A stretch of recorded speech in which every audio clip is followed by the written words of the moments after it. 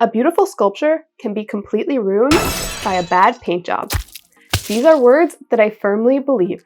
If you saw my last video, then you saw me sculpt the gorilla cake, and now I'm going to paint it and let these words not come true. X marks the spot. I decided to get a little bit more on theme for today's video with my tropical fruit shirt. And I've included my wooden monkey sculptures that I bought on the beach in Kenya. They are hand carved. When I saw these little guys, I said, I have to have those. And here they are right here in my video. Little did I know they'd be making this guest appearance for my YouTube video. Well, let's jump right on into it. Gonna grab my brushes and my paint and let's get started. Just kidding, because I already did it. Just like I always start with the eyes when I'm sculpting, I always start with the eyes when I'm painting. And gorillas have these really gorgeous golden eyes. They've got like a dark brown on the outside, and then they start to fade inwards into this beautiful ombre of gold, and then this really beautiful golden yellow in the center. So I really made sure to capture that to get those soulful eyes, like I mentioned in the previous video. When you think of the colors on a gorilla, what comes to mind?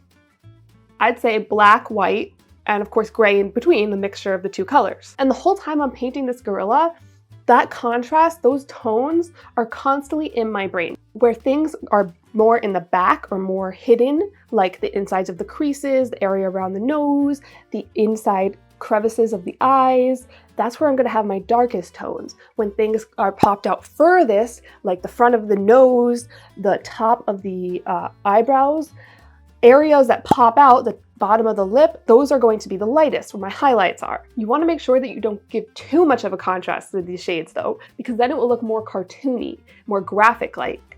Because naturally these crevices, these wrinkles, they naturally create their own depth. So yes, I add in those dark tones and those light tones, but I dumb it down a little bit, blend it a little bit extra. I don't go too contrast with it in certain areas because I want it to let those shapes naturally create their own lights and darks.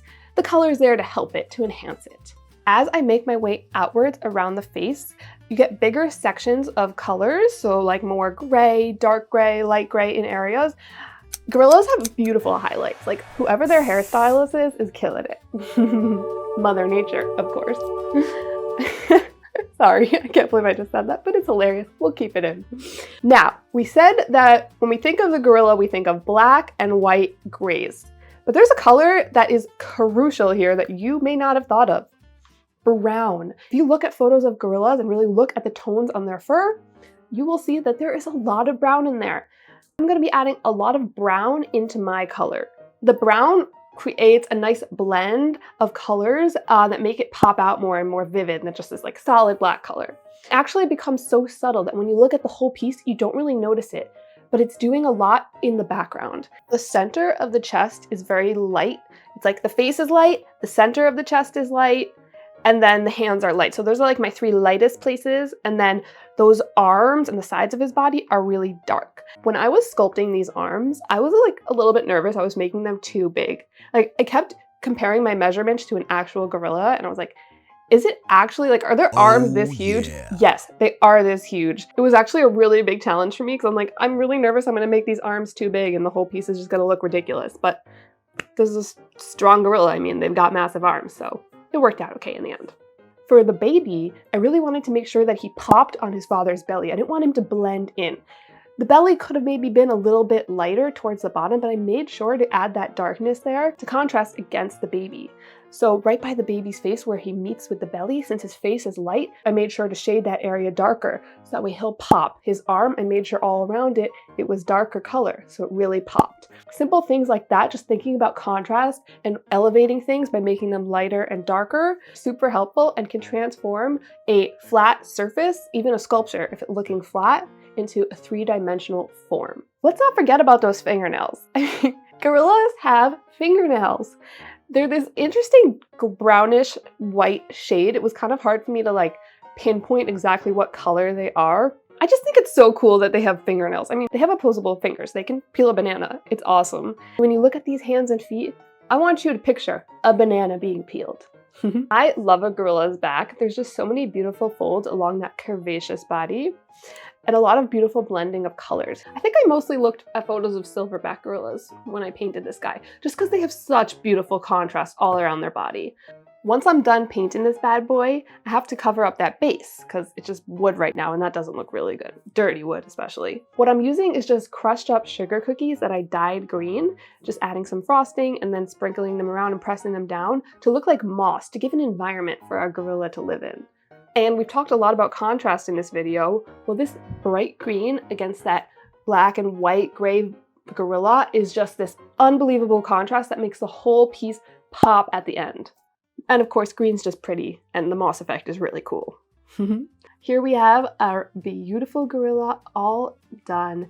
Look at that contrast, look at that coloring. He feels three-dimensional, he feels lifelike, and that's all done with the coloring and the shading and the blending. He is staring out at you. When you look at those eyes, I think that I've accomplished my goal of staring into the soul of that gorilla. And he's just holding his baby so adorably. He's protective, serious, just a great father overall. Let's do some beauty shots. I always love the beauty shots at the end. And there's me in my tropical shirt. This gorilla is definitely one of my favorite pieces I've ever created. I was just so proud of it. Every little detail on it was exactly how I wanted. And I think I surprised myself a little bit with how realistic he looked in the end.